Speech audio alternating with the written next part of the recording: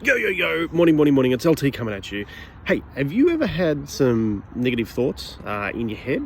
Ever thought about a situation or a moment or a person or just about yourself in general?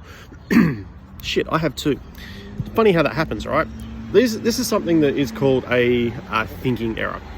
But in CBT, which is cognitive behavioral therapy, it's a way that you're able to recorrect those thinking errors. Now, when you're building mental toughness, it's a three-pronged approach that you need. So you're managing your thoughts, you're regulating your emotions, and then you're behaving productively, despite the circumstances that happens. Now, when all three of these, you're trying to put them in play, that can be a struggle. And it's really often our thoughts that can be the most hardest part that makes us mentally strong.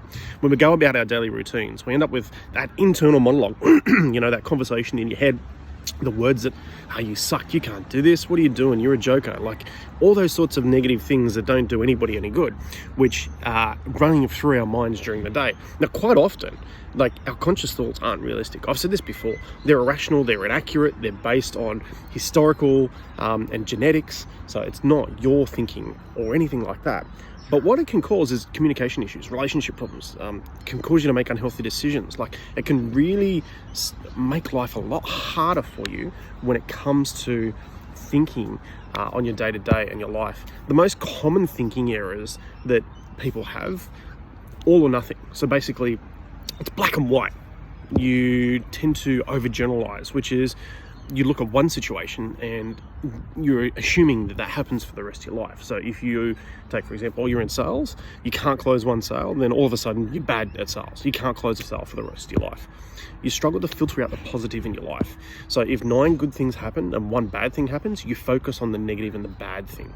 The next one, mind reading. You're trying to understand, or you think you can understand what someone else is thinking.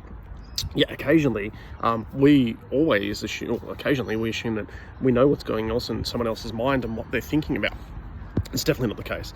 The next one's catastrophizing. So really blowing things up and making them so much worse than they actually are. Emotional reasoning.